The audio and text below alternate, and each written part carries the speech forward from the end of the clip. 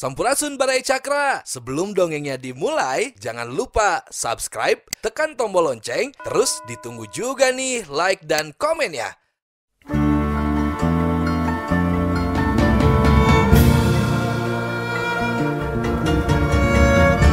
Baraya Cakra, parantos waktosna 80,5 FM Radio Cakra, midangkeun dongeng Sunda Dora-Dori. Simkuring sapara kanca ngahaturkeun wilujeng ngadangukeun.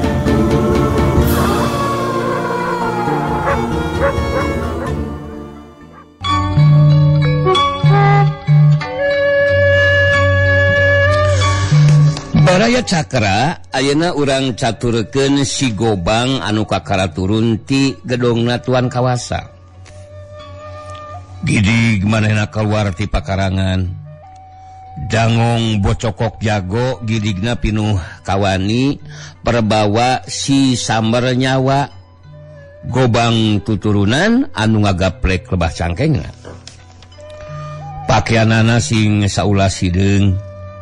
Calanana pangsi ngagober, kaluhurna model salontreng, totopongna ikat bulung di barang bang semplakeun. Gelang bahar ngaringkel dina pigeulangna, pantasnya jawara, tapi sieun ku pamajikan mah biasana. Sedeng ramo-ramona anu me sarua jeung cau emas teh rapang ku alipirus. Ceuk saha we, ceuk saliwatan mah lain tukang tarung. Lain tukang mobok tarok. Pamanggul pupuh bebenteng nagara titindih jurit tatalang yuda jago di pakalangan. Harita teh manehna kakara meunang parentah ti Tuan Kawasa anu maksudna supaya bisa merenan si belang. Anu geus kumawani nyieun onar dikontrakan. Oge anu geus nyieun tata kurang ajar. Luka klanyap sampelak kumalancang ngahalangan kana maksudna. Ngajoraga gedong bari ngiwat di Nyi Arum malah make nonyok angin sagala ka Tuan Kawasa. Memang satalirama Tuan Kawasa teh moal ngayakeun tindakan paur ku ancamanana jeung gerengna anu matak ting puringkak bulu punduk. Tapi sanggeusna hantem ku si Gobang diojok-ojok disuluhan. Sarta dipikir deui nabat asa borangan pisan. Ongkoh manehna teh dikontrakan. Beunang disebutkeun rajana, make gigis ku jalma saurang keuraanan. Ongkoh ngarasa geuleuh deui lantaran kabeh jalma-jalma kapercayana saurang oge eueuh anu diiwalkeun pada menang panyiksa. Hal ieu teh teu saeutik matak nimbulkeun nyirorotna harkat jeung darajat maranehanana. Tina gagalna urusan nyulik Nyi Arum memang teu diutik-utik deui. Teu teuing dijieun pikir awewe mah loba keneh dek neangan kumaha. Ngan ieu si belang henteu boleh jadi pikir berang peuting kumaha carana sangkan bisa newak sarta nyampurnakeun. Neangan si belang memang hese. Puguh tara kaluar salah mangsa eta si belang teh. Biasa namun aya riributan anu langsung karanapan kur hayat detik manehna sok bijil mere bantuan. Ku kituna pikeun bisa mikat si belang supaya bisa kaluar geus dipasirikeun yen kudu dipancing ku riributan. Eta sababna nu matak si Gobang dangdana saged. Sanggeus lincak jalan koral kajlong we nyorang jalan satapak nu maksudna rek bareng jeung anak buahna anu jadi konco-koncona. Sedengkeun gumilar mah tah anu rek diarah-arahna harita teh keur ulu kutak we di imahna Aki Sidik. Sapopoena ocon jeung sirawun bari maturan ini usih. Aki Sidikna keur di kebon keneh. Memeh asar kunyung Aki Sidik balik di kebon. Angkaribung babawaan tak kenca manggul sampe anu masih narapal dina tangkalna. Sedengkeun leungeun katuhuna ngajingjing pacul. Alah, Alah Solo sakit? Nini Usi nanya di pantu dapur. Ngalangan teu dibawa. Isukan we lah. Teh malaki sidik bari ngagubrageun panggulanana, pacuna mah sok we dikaitkeun dina paragina. Pogoh geus beak pisan ya Solo teh. Lain teu nanaon kenyang ayeuna sakit. Jabah meureun keur ngasakeun sampe. Cek Nini Usi bari ngaret kana para sampe. Memangnya suluhna geus parongpong kali sateuk deuk dua teuk deuk deui. Beuh. Nah, we gua dunya. Aki sidik kawas anu bingung. Ari rek balik deui haroream. Lainna lampahan deukeut-deukeut. Nah, atuh sakit sawios aki. Urang bantun we atuh ku abdi ceuk kumilar bayi nangtung. Oh, syukur atuh sarjang. Salat asar we heula nya ada Gus Banjing ye teh. Aki sidik bari kalacan ka jol imah rek cucul-cucul. Tegung silila gumilar geus lulumpatan dina jalan satapak anu bayedug. Tukangeunana nuturkeun si rawun lumpatna aclog-aclogan. Tempo-tempo ari manggihan tatangkalan anu marapat mah. Sok narekel naik. Ajleng-ajlengan di luhur tangkal teh pikeun mahanana mah kawas leuwih ngeunah batan lumaku di handap. Serog di kebon aki sidik. Kuncung-kuncung teh gumilar kasau ngupuk. Bener we suluh geus ngahunyud dibeungkeut ku kulit waru. Nah eta mah baraya. Kakara oge rek rigidik dipanggul. Si rawun ngadadak ngajerewet jeleng kana tangkal jengjen. Keureun jajerewetan pakupis bari cekras-cekroh. Aya naon rawun? Rawun aya naon? Gumilar nanya tapi rikat malika tukang lantaran ngadengi aya sora anu ngorosak. Ari breh teh amuing mata kreuwas lain di kieu na baraya podka. Budak pelabah dinya tutulubun tina wahon malah ngaropi heula bajigur di mana dia teh nyambung. Ke segala baraya saya kira ieu teh punten barayanya ari naskah jadul teh muhun lah mugi we ngamapumnya datos atuh lagi naskah teh lah urang lajengkeun deui nya urang lajengkeun naon ieu teh kalawan teu ngurus di kacape gidig mang dekong tuh kan teu nyambung tapi da kumaha da kieu buktosna baraya wiosnya mugi ngamapum. Gilig mang dekong nyorang jalan anu ka Cihanjawar. Panuduhan tukang bajigur teh.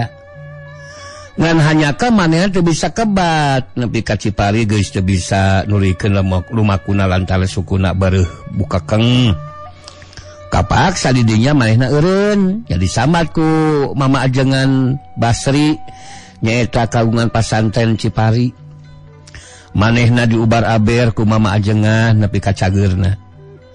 Anu saterusna mah mang dekong teu incah deui terus cicing di dinya malah terus guguru ilmu panemu dina bag-bagan agama Islam.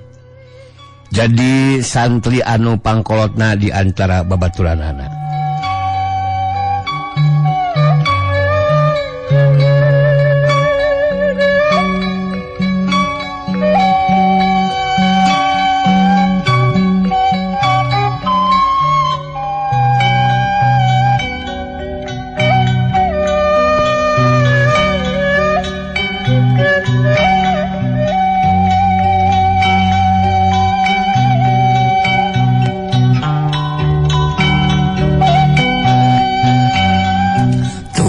Panak bersakra urang uihan deui nya ieu tuluina anu tadi mah ieu. Aya naon rawun? Aya naon? Gumilar nanya. tapi rikat mali ka tukang lantaran ngadenge aya sora anu ngagorosak. Ari breh teh amuing mata krewas lain dikeuna. Si colat maung sancang teh keur ngadangong bari sukuna dijengkekeun sabelah. Aya geuning Andika colat. Rek malas mudanya peda tila Andika kungsi eleh. Satria ari kitu mah Andika teh. Henteu ngabongohan colat gumilar bari taki-taki bisi si colat narajang. Gerem si colat ngagaur sanajan lirih tapi handaruan. Huluna gudag gideg bari suku hareupna diacung-acungkeun kawas anu ngajak tatabean. Teu kudu ngagigila heula atuh. Da urang mah colat lain anyar pinangih pan. Saur colat arik narajang masok kaula seke selel Siliwangi moal rek mihelaan. Tapi lamun seug Andika rek ngagunasika pasti baris dilawan. Sor kalinya colat. Gumilar nyalitana kalawan tenang bari waspada komo mireungeuh dangong nasi colat anu matak ngabingungkeun aker. Gaur maung teh disada deui. Sanajan teu tarik tapi tetep matak ngeberkeun hate. Gumilar anu harita nongongan saung panona mencrong seukeut mitenan gerak-gerik nasi colat. Rada helok oge lantaran maung teh nembongkeun sikep anu teu nafsu ngajak galungan. Rek manggihan wungkul colat. Syukur we ari dilongok mah. Eta geuning suku Andika teh siga anu kacugak. Kasugak Andika teh colat gumilar ka Karasidi. Paingan suku hareupna diacung-acung sabelah da kapanggang ku cucuk rungga geudenaker. Gaur si colat disada deui siga ngaheureuyan. Atawa siga anu nganyakeun bari sukuna teu eureun-eureun diacung-acungkeun kawas anu menta tulung pangyabutkeun. Heug colat. Ku kaula dipangyabutkeun. Tapi Andika ulah curangnya ceuk Gumilar bari ngetayep ngalengkah maju nyampeurkeun maung anu keureuti tadi tetep ngadangong teu ingkah tina tempatna. Sedangkan si Rawun beki motah cacarewetan. Maksudna mah ngahalangan kana maksud sobatna anu dianggapna lalawura pisan. Tapi Gumilar hatina gilig rek mang nyabutkeun cucuk tina sukuna si colat. Tanpa ham-ham deui bari ngucapkeun bismillahirrahmanirrahim. Cucuk anu manggang teh dicabut satakerna. Si colat maninga gaur nahan kanyeri. Sedang Gumilar sakila cingkrak luncat ka tukang dina gerakan hap-hapinda. Curiga bisi colat ngerekeb, tapi buktina maung teh masih tetap ngadangong dina tempatna. Urang beungeuteuh atuh colatnya supaya henteu linu. Urang beungeuteulannya. Ke sageuleung colat. Ceuk Gumilar bari ngodok carecetna karawak di sasaak mangrupakeun perban mun zaman kiwari mah. Kojengkang Gumilar ngarongkong daun babadotan terus digesek-gesekeun. Heg suku si colat anu urut kacugak teh dipopokan ku daun babadotan terus dibeungkeut. Sedengkeun maung teh cicing we teu ngayakeun gerakan naon-naon. Iwati matana ngawaskeun peta lakuna Gumilar. Tah geus beres enak salat. Bisi rek dilempangkeun grasok. Gumilar nyalita deui bari mundur sababaraha lengkah. Si colat masih keneh ngadangong bari mencrong ka Gumilar anu geus ngejati hareupeunana. Heg sukuna ditincakeun karasa meureun teu pati nyeri da teu dicengkatkeun deui. Nah atuh gaur teh disada tarik naker bari rikat malik cilong luncat kanu bala. Gorobas gorobas los we tu tembong deui teu kadenge sorana ngan kabireungeuh tangkal harendong mah oyag.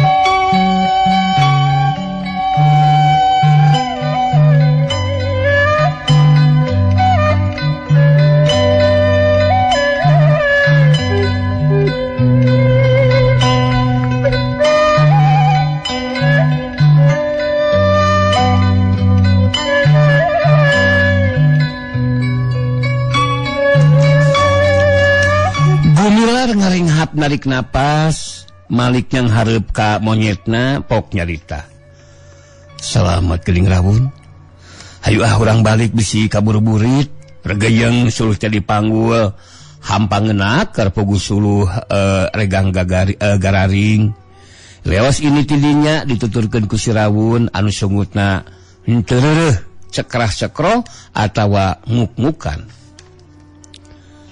Datang ka imah aki sidik teh geus magrib baraya. Beres salat ngariung di tengah imah.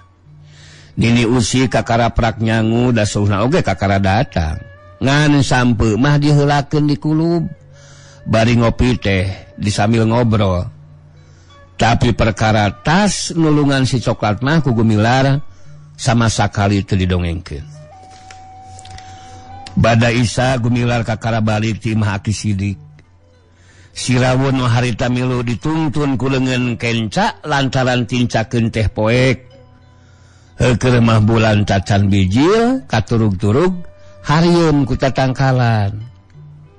Leungeun katuhuna ngepit luyung kawung pamahanan ti akina nu harita kabeneran dibawa.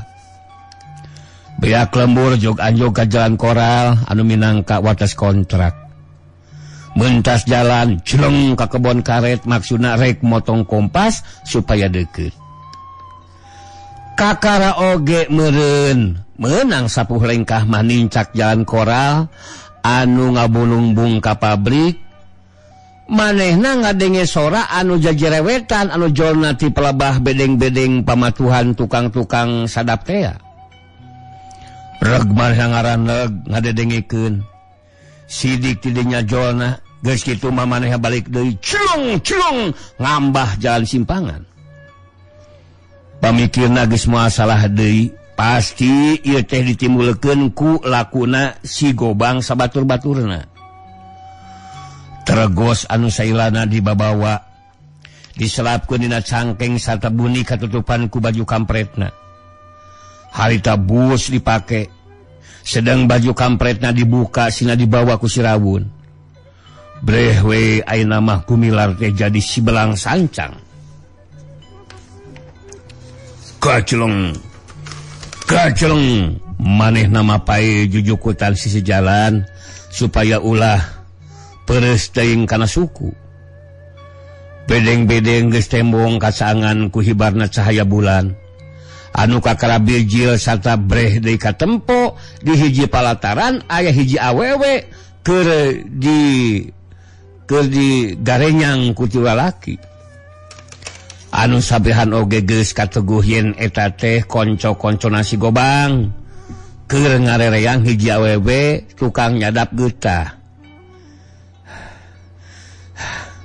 Setan, lepaskeun. Kudaya euy migawe kalakuan biadab teh lepaskeun.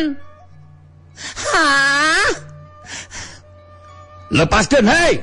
Lepaskeun. Gumilar ngagorowok bari ngagajeng ruyungna malang hareupeun dada. Anu keur diregeyeng teh ngagarajeng mundur. Awewe macul we andeprok dina taneuh. Bukna ngaliring kiwik nutupan beungeutna. Teh burung bijil oge si belang teh euy. Ari dipikat ku awewe bae. Nu saurangnya kakak. Teteh lanunya kakak teh manor kemed. Serepet. Manehna masat pedogna. nuduhan oge tertinggalan ting serepet bedog dari pesat. Satungtung manusia-manusia biada model anjeun taya ngeureunnan nafsu binatangna. Kaula moal eureun pikeun tuntangan. Gumilar nyarita pinuh ku tangtangan. Sia nu biada mah sia segan. Di dieu sia teh ngadon ngacaukeun wae sia teh. Manor Kemed ngahualkeun bari hiuk ngahumbatkeun bedogna. Nya kitu deui baturna nu duaan teu cicingeun. Ting hariuk nyamberkeun bedogna ti tilu jurusan. Tapi Gumilar anu memang geus kapati ku pangarti pagemlengna ti kolot. Sarta ti guruna kalawan ngagunakeun gerakan kalakai murag anu luak reok katebak angin, mahna geus hasil bisa nyalametkeun dirina, sedeng ruyung kawungna anu ngahiuk mubeng nutupan awakna tina panalajang seseget bedog mangrupa hiji pakarang anu kacida pinuhna.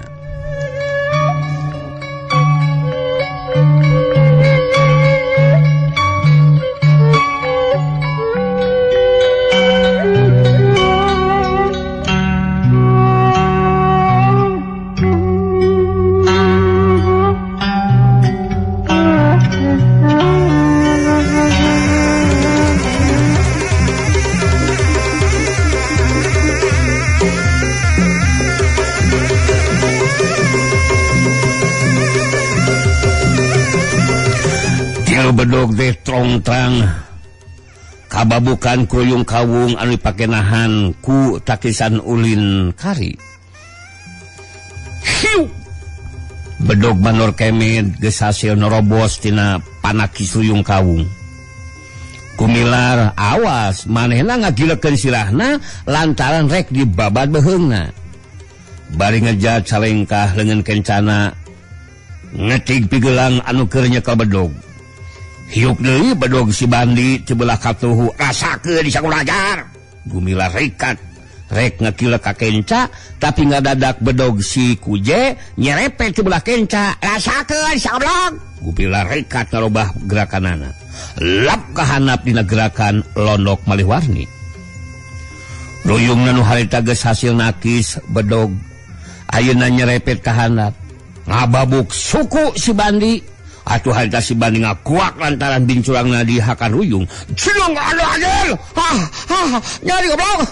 Gumilar cingklak dina gaya hap-hapina bari ngababukeun ruyungna nakis bedog Manor Kemed jeung bedogna si Kuje anu datangna bareng rek narokulu.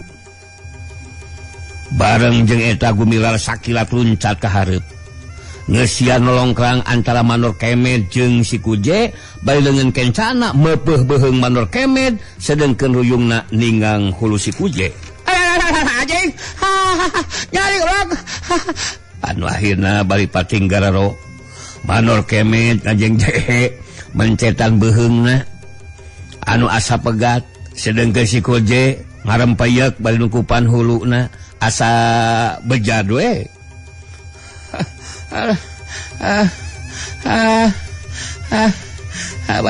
Ya benar mereka lakon sia hayang modal sia teh. Si Gobang jeung dua batuna cungceleng ti pipir bedeng bari ngalugas pakarangna. Wah, bari oge modal jeung tibang hirup siga Andika Masurajar. Sanang-enang ngagugulkeun kamaksiatan sia. Kurang ajar kalakuan teh. Insap bagi kalolot saing teh. Jadi alat kaum penjajah teh. Gumilar namalam. Memang bener pisan katampan aku si Gobang mah. Kukituna teu ngalobakeun deui omong heat we si Gobang bareng jeung batuna narajang. Rasakeun sakulajar. Tilu badong king kolebat. Tapi Gumilar saeutik oge teu ngarasa seber. Ruyung nahuna ngahiuk sakaligus naki tilu bedog anu datangna babarengan ti saban arah. Hiuk kubang si Gobang anu memang panjang nyerepet ti gigir. Sedeng dua bedog baturna geus katembong ngorebat deuk nyabat beuteungna jeung walikat anu katuhu. Gumilar ngarti musuh-musuhna nutup lolongkrang hanap supaya manehna teu bisa ngagunakeun gerakan kalakai murag. Tapi Gumilar teka petolanku akal. Puguh pangartina geus saya gak nyampak. Sakilat sudung mahna loncat dengan kencana ngababuk pigelang si Gobang dina tenggelan madi. Si Gobang ngerepeng. Ruyung kawung dipake nakis bedog anu rek nyempong beteungna. Sedeng sukuna anu katuhu dina gerakan sepak kuda beger najong pigelangna musuh anu rek ngacak-ngacak kualikatna. Bareng jeung eta baraya kalawan dina gaya sarta gerakan anu kacida manisna manehna terus melenting ka tukang metakeun gerakan hap-hapina sababaraha kali pikeun ngepeskeun panarajang musuh-musuhna anu rek binasa. Cere maehna nincak taneuh teu kanyahoan Manor Kemed anu harita geus muniang hudang bari nyekelan batu segede hulu ngajuringkan ka tukangeunana bari nimpugeun batu. Memang karasa eta cawetan angina teh kana puluh. Gumilar rikat malik tapi teu jadi masalah. Teu lieur teuing batu teh geus ngahabek manten kana awakna. Tapi najan kitu sukuna mah masih kena bisa meta. Sakilat najong si Manor Kemed. Antukna Gumilar nyangeyeng nahan awakna. Manor Kemed ngagoak sikuna meh potong. Tapi cilaka si Bandi teu kanyahoan nubruk kana tongongna. Anu akhirna Gumilar kagecebut nangkuban dina taneuh. Mireuh musuhna ngajapapang. Atuh harita si Gobang rekat luncat bari ngabarakatak seurinya kakak. Bari hiuk Gobangna diheumatkeun. Modal sagoblok, modal sagede sia. Bareng jeung ngocakna dua sora. Aya sora anu ngagaur matak murangkeun jantung. Gumilar anu sabek-beken dihanca ku Gobangna si Gobang rekat ngagorentel malik. Keur mah geus boga sangkaan tangtu awakna bakal jadi bulan-bulanan pakara musuh. Katurug-turug manehna ngadenge jeritna sora awewe jeung kocakna sora Sirawun nu dibarengan ku gaurna si Raja Reuweung. Ari breh teh manehna meh teu percaya kana dideuleuanana si Gobang keur digugulung ku maung anu kacida gedena. Anu sabrehan oge maehna geus apal yen eta maung teh tayalian ti si Colat anu tadi sore kungsi ditulungan. Malah lamak pamungkus sukuna oge masih keneh napal. Colat manehna bari ngagorentel hudang. Hatena kecil oge mireuh musuhna anu geus teu walakaya didekeman ku si Colat. Badi soe beurit anu keur digugulung ku ucing. Gaur. Maung teh ngagaur bari ngagidegeun huluna ka Gumilar. Sorot parona hurung teu beda we ti ngageburna cahaya batre. Saterusna nyangereng nemongkeun huntu katut sihungna anu ranggeteng.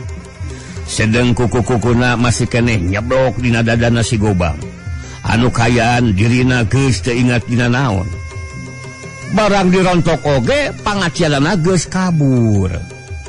Katamah deui jeung brehna nelurupana anu sakitu pikasebeunana. Nya munasabah jojol les we kapaehan. Gobangna anu tadi rek ngahanca Gumilar teh meceleng jauh naker. Lepaskeun Colat, lepaskeun. Gumilar nyoba-nyoba marentah sugan we digugu. Ingat waktu ti heula nulungan Sirawun, kapan sakali sentak teh si Colat terus mabur. Si Colat memang ngarti. Bari ngobahkeun huluna. Mun bisa nyalita mah manehna ngajawab yen ieu jalma moal diresotkeun. Lantaran bongan rek nanjasa ka jelema anu geus nulungan ka manehna. Lepaskeun Colat, lepaskeun. Hayo lepaskeun Colat. Lain bagian Andika ieu mah tapi bagian kuring. Gumilar marentah deui. Panonna seukeut mencong maduan sorot mata si Colat anu tetep ngakebur mata paur. Si Colat ngagereng deui tapi ayeuna mah suku katuhuna geus resot tina dadana si Gobang. Bari tetep ngaluarkeun sora anu matak nyemberkeun hate. Manehna ngolesed tapi teu jauh ti si Gobang. Matana ayeuna mah mencrong kana korbana nu tina dadana ngalai kaluar getih tapakukuna. Srog si Gobang ku Gumilar disampeurkeun. Masih kene hirup. Ieu mah kapaihan soteh ku bawani ngarasa reuas jeung ngarasa sieun anu pohara. Da upamana seug ditilik tatu-tatuna mah teu batak nyalempangkeun kana nyawana. Red kawewe anu tadi keur di rereang keur ngayak-yak we di juru hanapeun panyaweran. Musuh-musuhna anu tadi ngahurup geus teu tembung irung-irungna acan.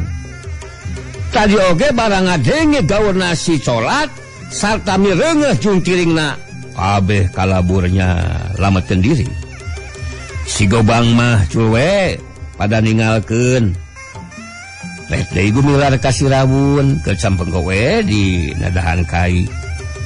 Leungeunna pageuh muntang. Sedengkeun palona mencrong ka si Colat anu keur ngadangung teu jauh ti korbana. Teu talangke deui ragayang we si Gobang teh ku Gumilar dipanggul dibawa ka bedeng anu pangdeuketna. Terus dipasarkeun supaya diurus tatu-tatuna. Anu barang jol Gumilar oge pangeussi imah teh ngayak-yak.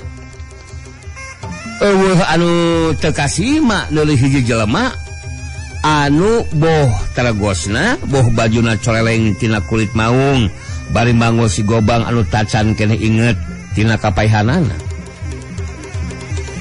Keur mah kita tadi oge ngadedempes ngarasa paur. Ngarasa paur ku kadatangan si Gobang sabatur-baturna.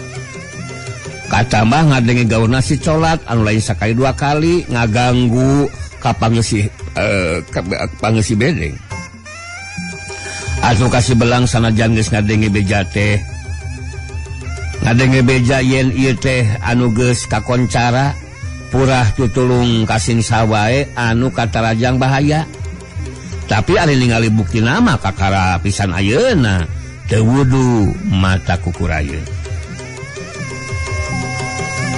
Sanggeus Gumilar masrahkeun si Gobang supaya diurus saparuna. Gejlig we mah nama turun deui. Si awewe anu tadi keur ngayak-yak kasampak geus eueuh. Taksiran mah geus asup ka bedengna. Si Colat masih keneh ngadangong di buruan bedengna. Sedeng Sirawun can waniun turun. Nangkon keneh we dina tangkal kai sieuneun di karekeb meureunana. Alah. Nuhun Colat. Lamun teu kabur ditulungan ku Andika mah tangtu kaula geus teu boga nyawa Colat. Ceuk Gumilar neger-neger maneh bari heg gusapan punuk si Colat. Taki-taki mah teu burung Gumilar teh bisi si Colat ngayakeun gerakan anu teu dipikahayang. Si Colat ngagerem lirih bari ngagodegkeun huluna. Sanajan bener sifatna sato hewan tapi manehna cukup ngarti nurutkeun naluri pribadi yen ieu jalma teh nu kungsi nulungan sarta anu kungsi ngewehkeun ka manehna. Anu matak sajabana ti boga rasa geus kahutangan budi teh. Oge pikeun manehna geus timbulkeun rasa jejerih. Bang baungeun lamun manehna kudu nganggap musuh ka Gumilar. Ulah waka udah ider atuh Colat. Kapasukan Andika teh can cager benernya ceuk Gumilar bari ngarampa sukuna anu dibeungkeut. Si Colat ngagereng siga anu keur ngayakeun atawa nganyakeun bari mencrong kana terogos bangun neges-neges bangusna dideukeutkeun kawas anu keur ngabuan. Jelas sinar matana ayeuna mah robah. Lain sinar mata anu biasa mencrong pinuh ku nafsu hayang ngabinasa Tapi sinar mata anu linduh ieu sari-sari nurut manut anu pinuh ku kasatiaan. Kasatian dasaran ku rasa rendah diri sarta katumarimaan. Najan dina amprokna ayeuna gumilar nyumputkeun beungeutna tapi da keukeuh.